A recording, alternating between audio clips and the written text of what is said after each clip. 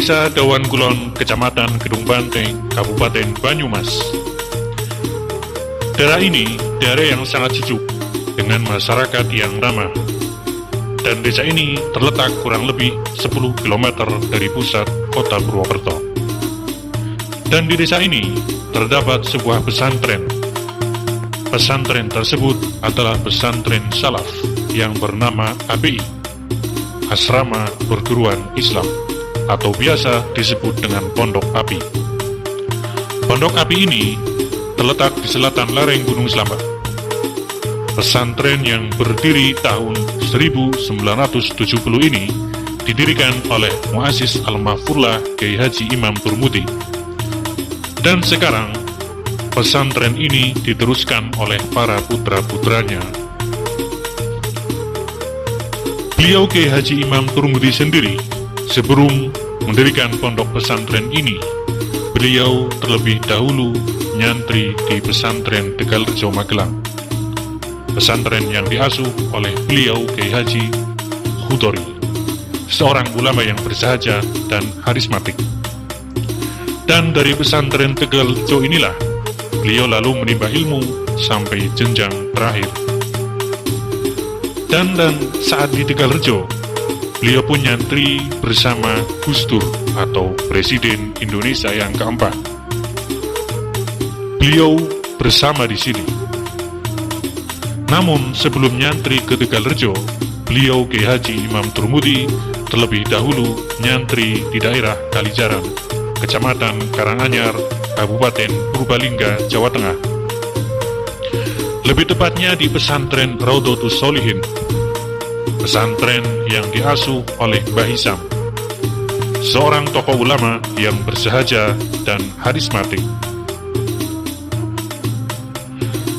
Dari pesantren Kalijaranlah, setelah selesai, lalu beliau melanjutkan nyantrinya ke pesantren Tegalrejo Magelang. Setelah selesai dari pesantren Tegalrejo, lalu beliau menikah dengan Ibu Marhamah dan dikaruniai 12 anak. Sepulang dari pesantren, beliau lalu mendirikan pesantren yang nama dan kurikulumnya sama persis dengan pesantren terakhir yang ia belajar. Tidak lain atau dengan tujuan tafaulan atau ngalap berkah kepada guru-guru yang telah memberikan ilmu secara turun-temurun kepadanya. Pondok Api ini sekarang diteruskan oleh para putra-putranya. Kiai Muhammad Ihsan yang sekarang menjadi pengasuh API Dawan Kulon, atau menjadi regenerasi penerus menggantikan ayahnya. Dan Kiai Muhammad Ihsan ini menikah dengan Bunyai Sintia Arina, dan beliau dikaruniai 3 anak dengan 2 putra dan 1 putri. Beliau lalu meneruskan perjuangan ayahnya saat ini untuk meneruskan jenjang estafet pesantren yang telah didirikan oleh ayahnya. Awal-awal santri pondok ini hanya kisaran beberapa santri saja. Sampai sekarang sudah ratusan santri yang belajar dan menimba ilmu di sini. Adapun santri yang pertama nyantri di pondok ini sekarang sudah pada sepuh.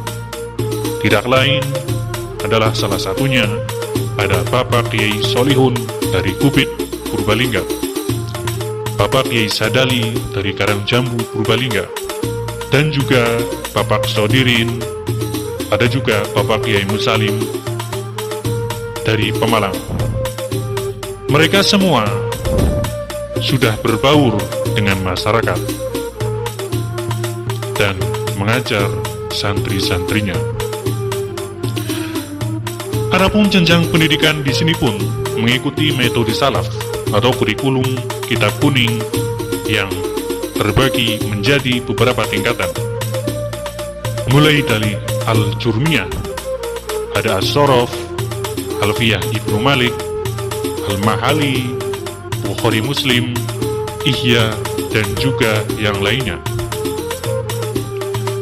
Adapun nahwu, fikih, dan tasawuf adalah ilmu atau semua pelajaran yang dipelajari di pesantren ini, dan sangat dianjurkan untuk para santri-santri di sini untuk lebih mendalaminya, karena tidak lain pondok ini pondok yang lebih terkenal dengan nahwu, fikih, dan juga tasawufnya. Selain mengaji, santri juga melakukan kegiatan rutin seperti mujahadah, belajar pagi, hitobah, dan lain sebagainya. Adapun peran masyarakat di sini pun sangat luar biasa dan sangat baik. Ini tidak terlepas dari peran beliau Kiai Haji Imam Turmudi dan santri-santri awal-awal yang mana saat didirikannya pondok ini, beliau dan juga para santrinya sangat berbaur dengan masyarakat sekitarnya. Sehingga masyarakat di sini pun sudah sangat akrab dengan pesantren ini.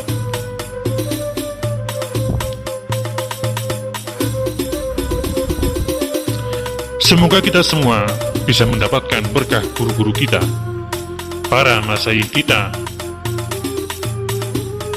dan juga kita semua diberi keselamatan dunia dan akhirat, dan juga diakui sebagai para santri-santrinya.